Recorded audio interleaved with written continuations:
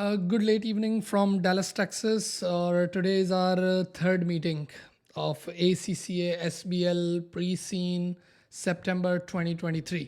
तो जिन्होंने वो दो मीटिंग्स नहीं देखी वो पहले पॉज करें, वो दो मीटिंग्स देख लें. Today is our third meeting. अच्छा, फर्स्ट मीटिंग में we discuss the whole this 11-12 papers वो हमने डिस्कस किए थे, उनको इंटरप्रेट किया था. सेकेंड मीटिंग में I gave my first educational guess which was, और मैंने अभी कहा कि इट्स एजुकेशनल गैस, सही है ना, मेरा अपना गैस अपना एक्सपर्ट ओपिनियन है उसके बिना पे, and that was risk management. अच्छा, आज today is our third meeting और आज मुझे अपना सेकंड गैस आपको देना है.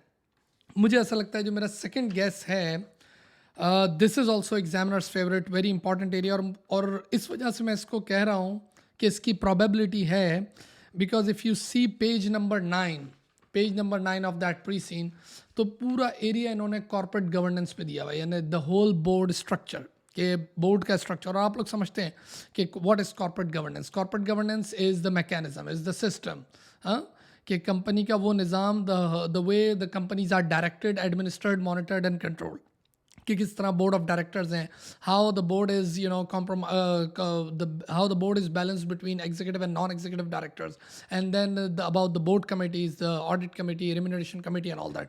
तो यहाँ भी जो एयरलाइन का केस है उसमें पूरा बोर्ड स्ट्रक्चर उन्होंने दिया हुआ है, starting with the chairman, the one who leads the board and is a non executive director, he और शी. उसके बाद इन्होंने कहा कि भाई देर आर 1 2 3 4 5, हाँ, 2 3 4 5, पांच जो हैं वो डायरेक्टर्स हैं, जिसमें 4 आर नॉन एग्जीक्यूटिव डायरेक्टर्स. तो in total 5 are non executive directors, क्योंकि 4 non executive director plus 1 chairman, तो ये 5 नॉन एग्जीक्यूटिव हो गए. और इसी बोर्ड में 1 executive guy. You know the difference between non executive and executive director. एक एग्जीक्यूटिव बंदा जो है वो है आपका MD, you call it chief executive officer, और उस सीईओ के नीचे फिर सारे एग्जीक्यूटिव ऑफिसर्स हैं जो ज़ाहिर डे टू डे ऑपरेशंस में हैं. चीफ सीएफओ आपका financial officer, information officer, and then commercial officer, marketing officer and chief people officer, right. अच्छा, उसके बाद इन्होंने कहा there are 4 sub committees of the board, audit committee, nomination committee, remuneration committee and the safety committee. Okay, और उसके बाद फिर risk management पे बात की है. रिस्क मैनेजमेंट पे क्या बात की है, वो ये कहा है कि दिस कंपनी कॉजेट्स has a detail risk register and a robust ERM, enterprise risk management framework is in place. अब बड़ी काम की बात है, मैंने इसको हाईलाइट किया है. The board takes responsibility for determining the nature and extent of the risk. And the board is responsible, obviously, as a shareholder representative they are responsible, and it is willing to take to achieve its strategic objective. Obviously, the board is also responsible for maintaining and monitoring the system of internal control and risk management. Risk management activities are coordinated by the risk and assurance team led by risk manager, who reports to both the chief financial officer and to the chair of audit committee. Okay, XYZ. अच्छा, अब और फिर वो 4 risk बताएं जिस पर हमने last time बात की थी. देखें, इसमें जो एक सवाल अब यहाँ गवर्नेंस से बन सकता है, जो एक चीज़ मुझे नज़र आ रही है वो ये है कि there is an absence of risk management committee. यानी स्पेसिफिक कहीं लिखा नहीं है, सिर्फ क्या लिखा है, the board is responsible for managing the risk, the board is willing to take the risk, the board is responsible for understanding the nature and extent of the risk and everything. लेकिन देखिए problem क्या होता है, problem ये होता है कि specially when you talk about the dynamic environment, specially when you talk about these industry, जैसे एयरलाइन इंडस्ट्री है या फार्मास्यूटिकल है या फाइनेंशियल कोई इंडस्ट्री है, बैंकिंग वगैरह, उसमें बोर्ड के ऊपर ऑलरेडी बहुत ज़्यादा प्रेशर होता है. मैंने आपसे पहले भी कहा था कि ये जो 12 पेज है, दिस इज़ फर्स्ट एपिसोड. दूसरी एपिसोड में हो सकता है वो ये आपको बताए कि भाई बोर्ड के ऊपर तो प्रेशर बहुत ज़्यादा है and there is no risk management committee, क्योंकि यहाँ तो गवर्नेंस में कहीं भी नहीं लिखा रिस्क मैनेजमेंट कमेटी का. तो रिस्क मैनेजमेंट कमेटी एब्सेंट है. और ऐसे इदारों में स्पेशली मैंने अभी आपसे कहा कि जिन जगहों पर डायनामिक एनवायरनमेंट होता है, चैलेंजिंग एनवायरनमेंट होता है, जिसको हम कहते हैं, मैंने एक टर्म यूज़ की है VUCA, VUCA, VUCA environment. VUCA means volatile, uncertain, complex and ambiguous.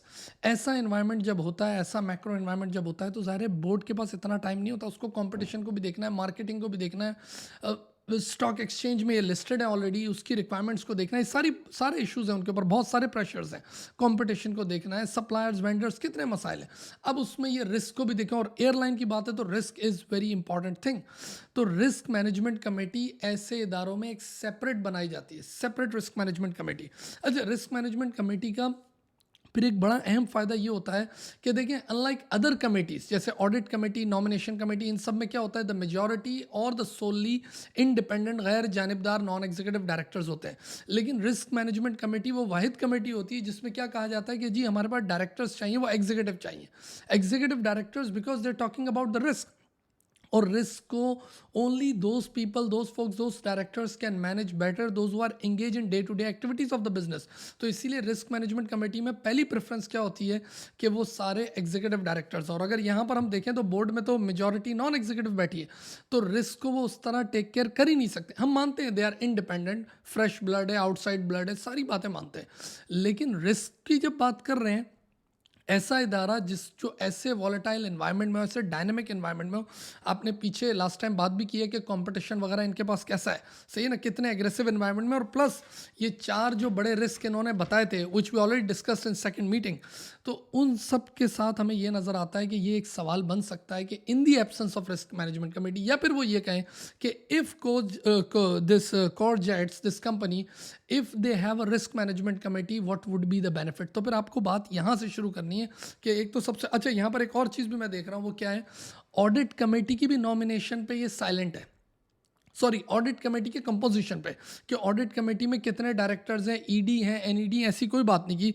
बोला बस ये लिखा है देयर आर 4 सब कमेटी। हो सकता है जो सेकंड एपिसोड आएगी उसमें ये वो मसला बयान करें कि ऑडिट कमेटी की कंपोजिशन कैसी है, लेकिन अभी कुछ नहीं बोला। लेकिन यहाँ पर साफ नज़र आ रहा है कि रिस्क मैनेजमेंट कमेटी तो है नहीं।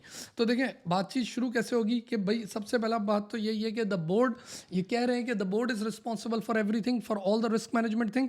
तो आपने यही बात करनी है कि भाई सबसे बड़ा मसला क्या है, competition, the intensity of the competition, यानी the board lacks time, the board lacks resources. when we talk about resources, इसका मतलब क्या हुआ, टाइम की कमी, इसका मतलब हो सकता है स्पेशलाइजेशन की कमी, एक्सपर्टीज की कमी, because they are non executive directors all.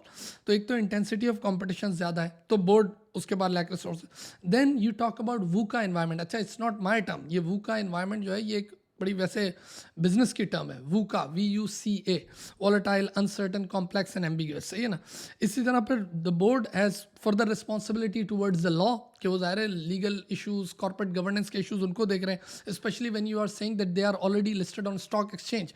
तो स्टॉक एक्सचेंज की लिस्टिंग रिक्वायरमेंट, फिर आपने देखा भी था जब इन्होंने बताया था ओनरशिप, तो उस ओनरशिप में इनके पास आई डोंट नो, पता नहीं 50-60% जो है वो इंस्टीट्यूशनल इन्वेस्टर है। When you have institutional investor तो उनकी ऑब्वियसली रिपोर्टिंग रिक्वायरमेंट, यानी बोर्ड के ऊपर there are so many formalities. तो इसी बात से आपको शुरू करना है कि there are so many things, ठीक है ना। तो इस वजह से may be they don't take care of the risk properly, जो उनको which they ought to B.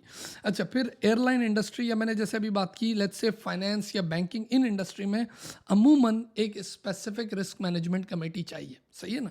जैसे एयरलाइन में सेफ्टी की बात करते हो, फार्मा में आप बात करते हो, it relates to human health, इंसानी जान की बात होती है, या मैंने जैसे बैंकिंग की बात करें, वो बड़ी डायनामिक इंडस्ट्री होती है, तो उसमें एक एक्स्ट्रा रिस्क मैनेजमेंट कमेटी ज़रूरी है, along with audit committee and XYZ other committee.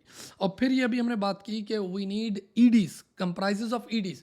तो अभी मैंने आपसे कहा कि रिस्क मैनेजमेंट कमेटी है, उसमें प्रेफर्ड क्या होता है कि you should have an executive, you should have all the executive directors, but yes if they are not working in good faith, और आपको लगता है कि we need some sort of independence in that committee, यानी आपको लग रहा है कि ये तो सारे के सारे अपने ही मफाद में काम कर रहे हैं, देन स्पेशलाइज्ड, इसके लिए भी टर्म यूज है, specialize non executive directors are required. Otherwise पहली प्रेफरेंस एग्जीक्यूटिव डायरेक्टर्स की है। क्यों? क्योंकि मैंने अभी आपसे बोला कि EDs जो हैं they are engage in day to day operations of the business, तो उनके लिए ज़रूरी है कि रिस्क मैनेजमेंट कमेटी की कंपोजिशन में you need to have EDs और मेजॉरिटी ऑफ द EDs। अच्छा, फिर हमारे यहाँ इस केस में देखें एक और जेट्स के कि this board is full of NEDs, पूरा का पूरा NEDs से भरा हुआ है, अलॉन्ग विद द चेयरमैन, जो कि बहुत अच्छी बात है, इंडिपेंडेंस आ जाती है, अकाउंटेबिलिटी सब कुछ है, but we are talking about risk. Okay, one CEO already too much occupied. Yes, अगर आप देखें कि तो इस बोर्ड में एक ही एग्जीक्यूटिव बंदा है, विच इज कौन है, the chief executive officer, and he is to much occupied. कितना ऑक्यूपाइड आपको नजर आ रहा है कि वो CFO को भी देख रहा है, CIO को भी देख रहा है, CCO को भी देख रहा है, CMO को भी देख रहा है, CPO को भी देख रहा है, सारे chief financial officer, and so many things. तो उसके लिए ज़ाहिर है ये सब चीज़ों को मैनेज करना, और फिर ज़ाहिर है डे टू डे थिंग्स, तो ऑलरेडी वो भी बहुत ऑक्यूपाइड है। अच्छा, फिर एक और अहम चीज़ जो है वो है रिपोर्टिंग स्ट्रक्चर। इसने अभी देखो यहाँ पर क्या बताया केस स्टडी में, इसने यहाँ ये बात बताई है कि रिस्क, हाँ, led by a risk manager who reports to both the chief financial officer and to the chair of audit committee. जबकि मज़े की बात ये होती है कि रिस्क मैनेजर या इंटरनल ऑडिट का जो हेड होता है उसको जो रिपोर्ट करनी चाहिए वो अमूमन there are two dual reporting क्या होती है कि एक रिपोर्ट वो करे बोर्ड को या एनईडी के चेयरमैन को कर दे, सही है ना, एक रिपोर्ट तो उनको चली जाए, और दूसरी रिपोर्ट जाती है किसको, सीईओ को। अगर ऑडिट कमेटी है तो ऑडिट कमेटी को रिपोर्ट कर दे उसके हेड को, लेकिन that person has to be non executive director, और दूसरी रिपोर्ट वो कर देता है सीईओ को। ये एक अच्छी गुड कॉर्पोरेट गवर्नेंस रिपोर्टिंग है कि भाई जब आपने कोई रिस्क देखे, कोई कंट्रोल, कोई इश्यूज देखे, तो the same report goes to the CEO, क्योंकि ज़ाहिर है वो प्रिंसिपल है पूरे होल ऑर्गेनाइजेशन का, तो सीईओ को चलेगी, लेकिन he is the executive person. और दूसरी रिपोर्ट किसको चलेगी ताकि इंडिपेंडेंस आ जाए, वो है ऑडिट कमेटी का चेयर, नहीं है वो तो फिर एक बोर्ड के चेयर को चली जाए। लेकिन यहाँ पर क्या हो रहा है कि जो रिस्क मैनेजर है वो रिपोर्ट किसको कर रहा है, चीफ फाइनेंशियल ऑफिसर को, यानी only the person who deals with finance. और क्या सिर्फ फाइनेंशियल रिस्क होते हैं? नहीं, ऐसा तो नहीं है। तो इसका मतलब यानी एडवाइजेबल क्या है कि रिपोर्टिंग ऐसी होनी चाहिए कि एक रिपोर्ट तो चली जाए किसको, चीफ एग्जीक्यूटिव ऑफिसर को। अब क्यों कह रहे हैं कि सिर्फ सीएफओ को जाए, चीफ एग्जीक्यूटिव को जाए, जिसके पास सारे रिस्क, सारे ईडीज मौजूद हैं, तो एक तो उसको चलेगी और एक चलेगी ऑडिट कमेटी के चेयरमैन को। लेकिन यहाँ पर ऑडिट कमेटी के बारे में कोई बात नहीं हुई कि whether it comprise of ED और एनईडी। अगर उसने दूसरी एपिसोड में आपको बोला कि in the audit committee all the people are executive directors, तो ये तो सबसे बड़ी पुअर गवर्नेंस होगी, ठीक है ना। तो रिपोर्टिंग स्ट्रक्चर जो है ना वो इतना यानी is not good because they only specific to finance thing, और वो चैनल ठीक नहीं है, एंड नॉट सी, ओके। अच्छा, फिर composition of audit committee silent, जो कि मैंने अभी कहा कि हो सकता है एग्जामिनेशन में एक सवाल ऑडिट कमेटी पे भी बन जाए साथ। अब ऐसा नहीं है कि एक रिस्क मैनेजमेंट पे बना और एक ऑडिट कमेटी पे नहीं, कॉर्पोरेट गवर्नेंस में वो कॉम्बो बना देगा। तो वो अब आपको देखना है कि what is the composition of audit committee in the second episode.